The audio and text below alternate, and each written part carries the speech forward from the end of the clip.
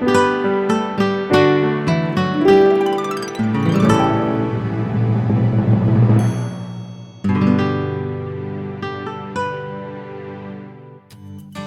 Gardening is a production of the Oklahoma Cooperative Extension Service as part of the land grant mission of the Division of Agricultural Sciences and Natural Resources at Oklahoma State University, dedicated to improving the quality of life of the citizens of Oklahoma through research-based information. Southwood Landscape and Garden Center, Tulsa's source for great gardens, southwoodgardencenter.com. And the Oklahoma Department of Agriculture, Food, and Forestry, helping to keep Oklahoma green and growing. Welcome to Oklahoma Gardening. On today's show, host Casey Hentges helps line up and plot out our new planting beds using some garden math and the 3-4-5 method and trilineation. We look at a couple of plants that provide a show in early spring. Casey thins the carrot seedlings in our cold frame, and Barbara Brown prepares roasted root vegetables and pears.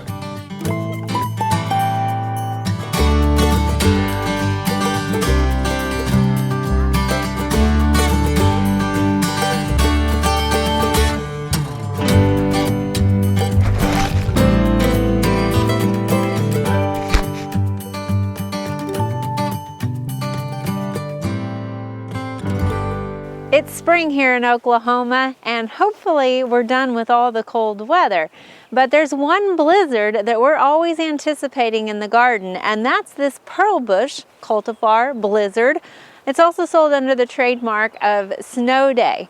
You can see it's aptly named pearl bush because of the small white buds that it creates all over the plant. Now, it kind of blooms into these white flowers that remind me a little bit of a rose. And in fact, it is in the same plant family, Rosaceae. This shrub gets to be about 5 to 6 feet tall and also wide. And we have it planted here on the west side of our shade garden because it prefers part sun, part shade.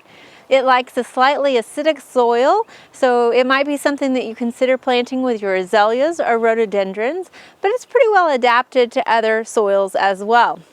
This shrub is hardy from zones 4 to 8, so we know that it will be able to handle even the coldest Oklahoma winter. Now, as you might have guessed, because of the early spring flowers on it, this shrub does bloom on old wood, which means you don't want to prune it until after it's finished blooming. Once it is finished blooming, it graciously takes a back seat to the rest of the landscape with its just lovely green foliage. This is one blizzard that I hope you do get to experience in your garden.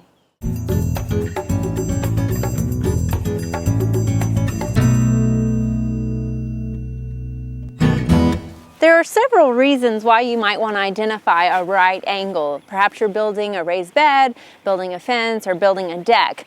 It's a pretty simple method that we're going to use here called the 3-4-5 method. And in order to do that, we're going to need some string, a tape measure, and 3 pins. So we're going to first put our first pin right here at the corner where we want our 90-degree angle.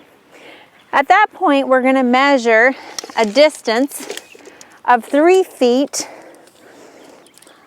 from that pin. So we've got our measurement of 3 feet. We're going to put our first pin at the 3-foot marker, and we're then going to draw a string to that point.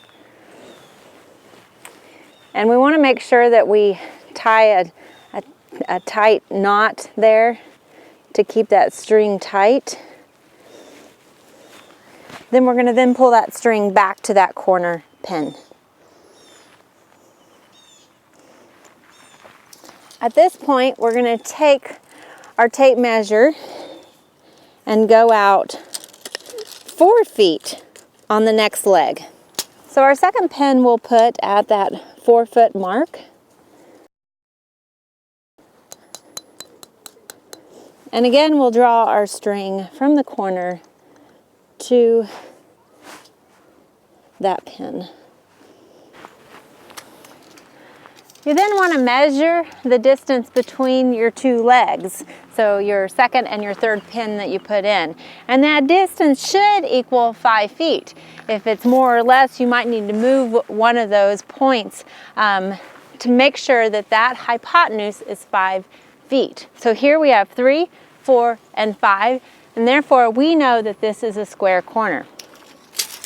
And we'll go ahead and make our right triangle just like this.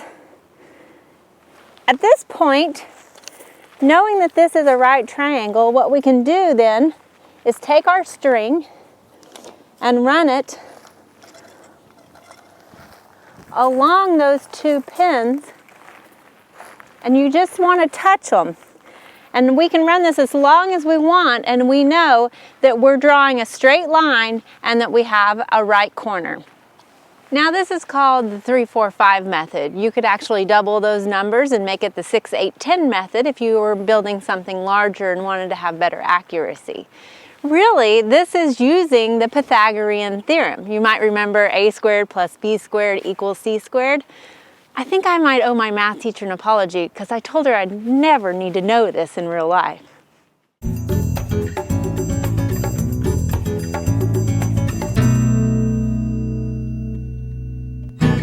You might have remembered that we recently planted some carrot seeds in our straw bale cold frame, and we have some pea seeds behind us.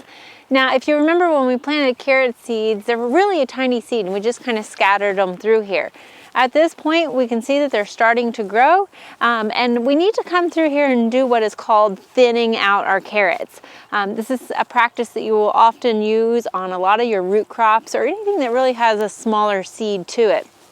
You can see that sometimes when you plant your seeds, in our case here, we had some water kind of wash some of the seeds that now have grown in more of a clump form, and sometimes the wind might blow them together, but regardless, they're growing too close together. So right now they're competing for root space as well as for nutrients, water, and sunlight, because they'll start to shade each other out. So we're going to come through here and, like I said, thin these, and we want to basically evaluate which ones are ones we want to keep and which ones we want to pull and get rid of. You can see there's not much to them, so we're just going to discard them, put them in our compost pile. But we're going to thin these back to about 1 plant every inch. This will allow them to have a little more space to continue growing. Now, of course, we will need to come back again later on when they're getting larger and perhaps thin them once again. Now, there also might be instances where you might want to thin your warm season crops. If you're growing peppers or tomatoes inside, a common practice is to put more than 1 seed in a pot, just to ensure that you have one that does germinate. Here you can see we've got 2 seeds growing rather close together. And so we need to thin this out because, again, they're competing for the same root space, they're competing for nutrition and water and sunlight. Now, because these crops, tomatoes and peppers, and some of your other warm season crops have a fibrous root, we don't want to, some people try to break these apart. But when you do that, you potentially could be pulling the roots apart and you're damaging one or the other plant. The best option is to take your plant and just snip out the other plants that you don't want to keep. That'll prevent them from growing, and then you're not disturbing the root system on your plant that you're wanting to keep. Now that we've got our warm season plant, our tomato plant thinned also, we're ready to plant it in the garden.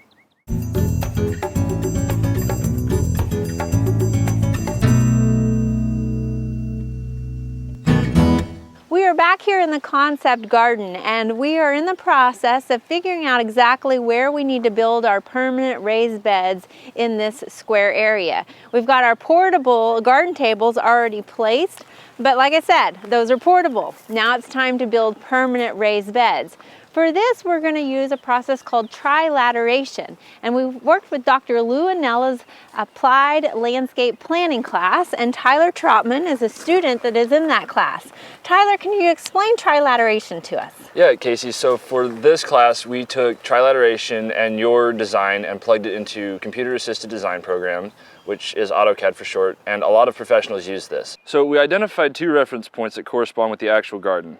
In our class, we chose the northwest corner as point A and the southwest corner as point B. Whenever you're stretching out your tape, you want to make sure that your path is free of obstacles.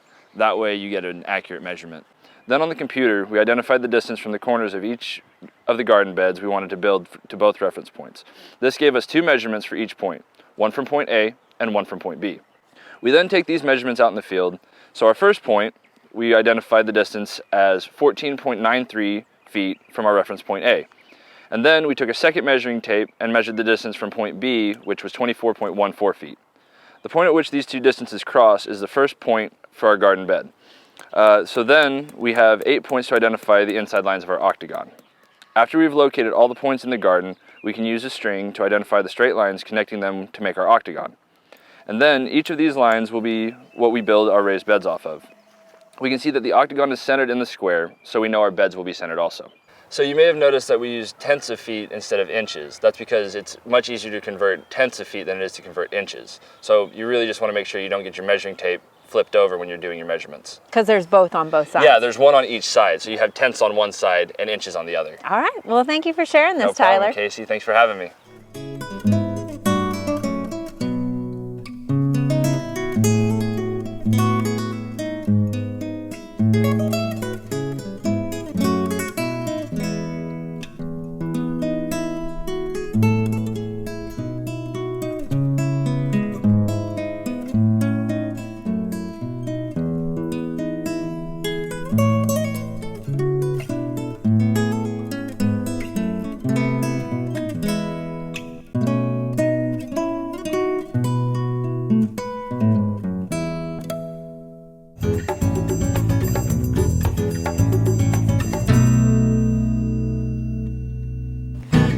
I love the signal that plants give us in the spring, letting us know that the garden is starting to wake up. Sometimes those signals are a little more obvious, like the red bud, and sometimes they're a little more subtle. In fact, this plant, if you're walking through the garden too quickly, you might miss it. This is the giant Butterbur. You can see it sends up these corm of flowers early in the springtime, and they have a daisy-like appearance to the individual flowers, telling us that it is in the Asteraceae family. Now, these corms are then followed by the kidney-shaped leaves, and while they're small right now, this rhizomatous perennial will get to be a large clump of about 2 feet tall and 5 feet wide. We have ours planted here in the shade garden. Now, the soil it prefers is a moist soil, and in fact, you'll often find this plant growing along the bogs or along streams. You can use this plant, in fact, as a water garden plant as well. Being native to Asia, this plant is often eaten as a vegetable known as fuki. Now, of course, you always want to make sure that you prepare it appropriately. Being hardy from zones 5 to 9, we know this plant will do well here in Oklahoma, and it can be used in multiple ways, either in a rain garden, a water garden, a vegetable garden, erosion control. Just make sure that it's in the shade.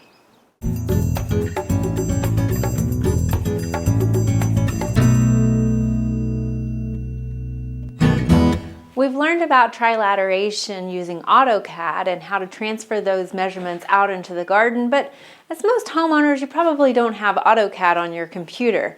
So how are we going to do that just for a home project on the weekend? You will first want to get some graph paper. That's going to help you draw your plan to scale. Now, an octagon is a pretty complicated layout, so you might start with just a square first of all. So we have our plan drawn on graph paper here, and that will help you with scale. We also just have a printout that we know is to scale. And what you're going to do once you've drawn it to scale is you'll just use a ruler to measure those points. Your reference point A to the point of the raised bed that you want to identify. So you'll measure here with your ruler, and we come up with a distance of 2 7/8. So that is our first A measurement. A, point 1 is 2 7/8. Now from the distance of B to that same point, we're going to measure a distance of 4 and it looks like 6/8. Now if we converted this on a scale, our scale is 2 inches equals 10 feet, we know that we can do our math here. 2 inches is 10 feet, and 7/8 of an inch will be 7 divided by 8, and 1 inch is 5 feet, and we're going to multiply that decimal times 5, and that gives us 4.378. Adding those together, we come up with a distance of 4.38. On our second measurement, we had 4 6/8. So again, using our scale, we know that 2 inches equals 10 feet. So here we're looking at 20, and then using our 6/8, 6 divided by 8. Again, that's on a 1 inch marker, so we're going to do that times 5. So we're going to add 3 feet and 75 hundredths. So that gives us 23.75 as our two measurements from distance A and distance B. So if you look at what we came up with our first mark of 14.38 and 23.75, we're not too far off our measurements that we came up with on AutoCAD of 14.93 and 24.14. There might be a little bit of a margin of error when you compare AutoCAD to using a ruler because AutoCAD is more accurate. So again, basically what we've done is we've just used a ruler to identify those distances, the measurements from our reference point A and B to the points that we want to identify in our octagon and in our plan. Now we've taken those measurements and then we've transferred them using the scale out into the garden to make sure that our plan is exactly how we want it.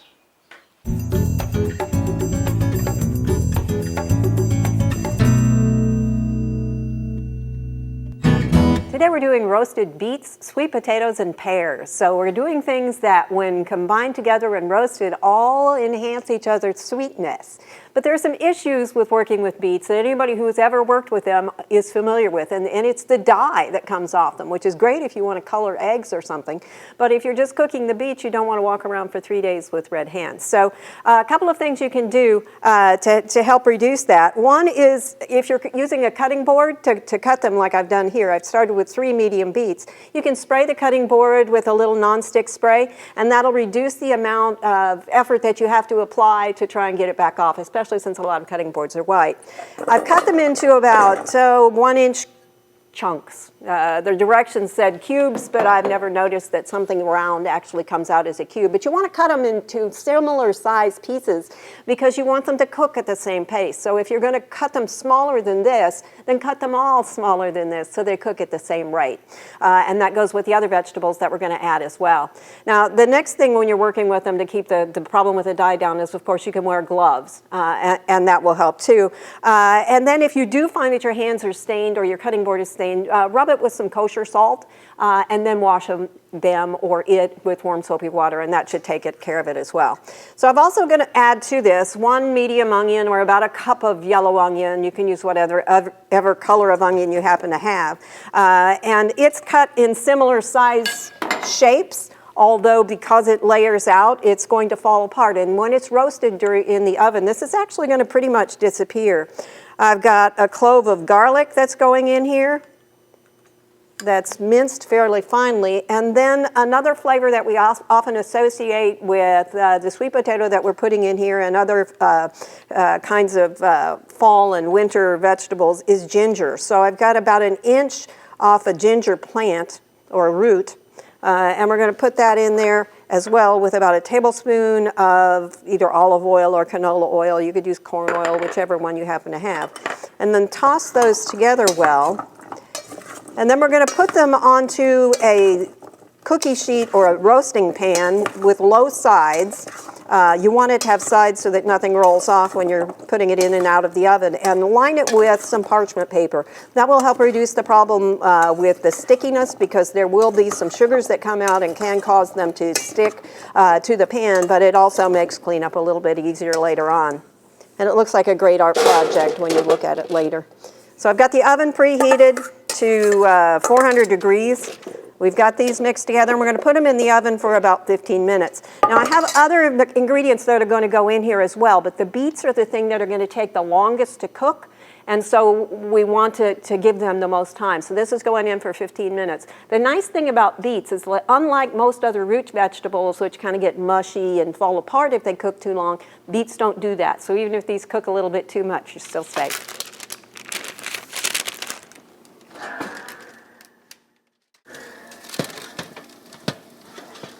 These look awesome. They're still going to be very underdone at this point because we have other things to add to it. You notice that that cookie sheet is bigger than it needs to be, but that's because we're going to add some other things. I'm going to add about 2 medium to large sweet potatoes, and you can adjust the amounts of this very easily by what you have on hand or by how many people you're going to serve. Also, I've got 2 medium pears that are going to go in here.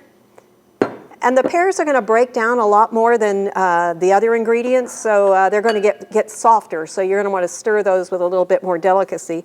Also going to stir in about a half a teaspoon of kosher salt, another tablespoon of vegetable oil so we get all of these well coated, and then a little bit, about a teaspoon of fresh thyme. Now, thyme is one of those herbs that goes really well with these things. Remember that they're all kind of sweet. And thyme gives you a bit of earthiness that blends well with it. Now, the longer these cook, the sweeter they're going to get. So I'm just going to stir the oil so that everything gets well moistened. Or oiled, I guess. You don't moisten with oil. And then we're going to stir these into the things we already have on the tray. It doesn't have to be perfectly down to one layer, but if you can get it closer to one layer, it's going to like it better. And also try to mix them together, because one of the nice things about beets with all that dye is that they color the other ingredients that they're there with as well. And so everything's going to come out with a sweetness and a little bit of that red tint.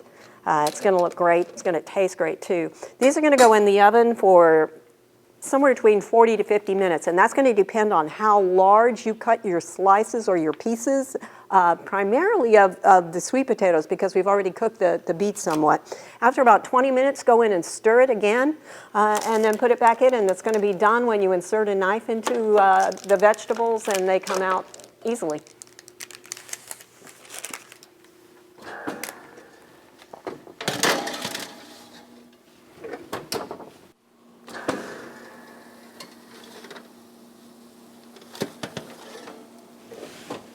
Now remember, you're going to check them probably starting at the 40-minute mark, maybe even a 35-minute mark, just to make sure that they're not getting too overdone. Just insert a knife into the beets is the one that's going to be the last one to get soft on you. So these are fine. They're ready to go.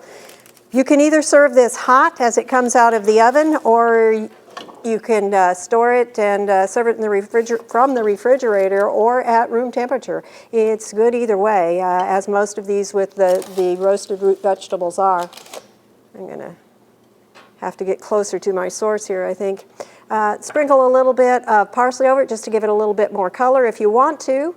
And that's all there is to it. I hope you'll give this one a try. It's really, really good. Roasted beets, sweet potatoes, and pears.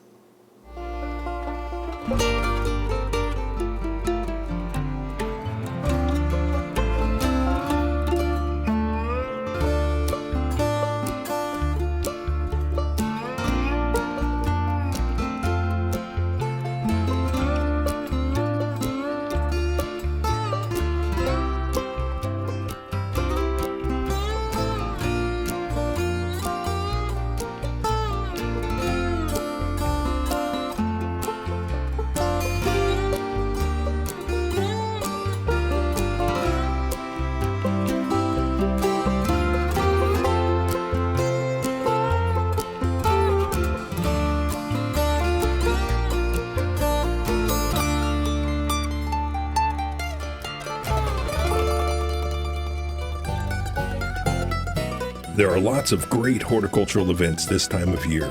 Be sure and consider these activities when you're making your plans for the weeks ahead.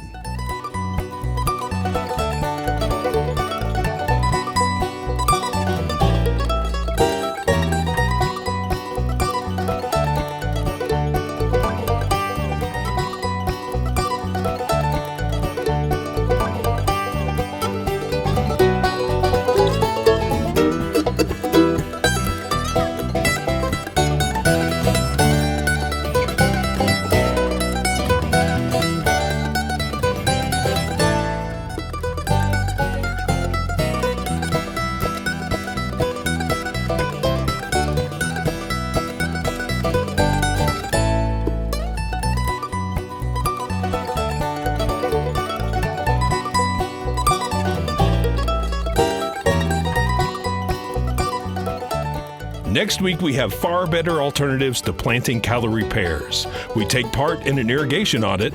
Casey will have tips for selecting bedding plants, and she will nip the confusion in the bud on pinching, deadheading, and disbudding. So join us then for more TV you'll grow to love. To find out more information about show topics, as well as recipes, videos, articles, fact sheets, and other resources, including a directory of local extension offices, be sure and visit our website, oklahomagardening.okstate.edu. And we always have great information, answers to questions, photos, and gardening discussions on your favorite social media as well. Join in on Facebook, Twitter, and Instagram. You can find this entire show and other recent shows, as well as individual segments on our Oklahoma Gardening YouTube channel. And tune in to our OK Gardening Classics YouTube channel to watch segments from previous hosts. Oklahoma Gardening is produced by the Oklahoma Cooperative Extension Service as part of the Division of Agricultural Sciences and Natural Resources at Oklahoma State University. The Botanic Garden at OSU is home to our studio gardens, and we encourage you to come visit this beautiful Stillwater jewel. We wish to thank our generous underwriters, Southwood Landscape and Garden Center, and the Oklahoma Department of Agriculture, Food, and Forestry. Additional support is provided by Pond Pro Shops, Green Lake Nursery and the Garden Debut Plants, and the Oklahoma Horticultural Society.